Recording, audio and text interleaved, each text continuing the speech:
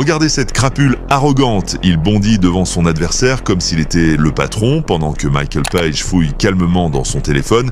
Mais Venom réagit instantanément. Il pose sa main sur son épaule. Richard Kelly tressaille et Page le repousse comme une mouche agaçante. Lors de la conférence de presse, Richard avait promis de mettre Page KO. Et je frappe beaucoup plus fort, vous allez voir.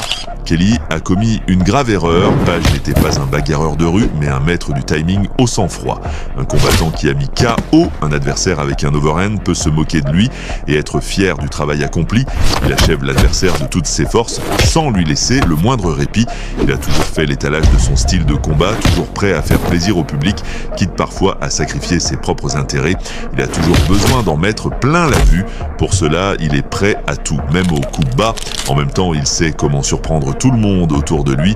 Il peut y avoir une véritable puissance derrière une telle confiance en soi. Richard Kelly est un puncher puissant, capable d'assumer ses paroles dans la cage. Il sait imposer un rythme élevé, prendre l'initiative du combat et mettre la pression avec des séries de coups, sans laisser à l'adversaire le temps de s'adapter. Mais le temps nous le dira et il est temps de punir cette crapule. La puissance d'un coup est certes importante, mais le vrai talent réside dans la capacité à le porter exactement au bon moment.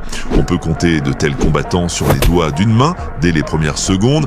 Richard Kelly a fait preuve d'agressivité, a tenté de contrôler le rythme du combat et de réduire la distance.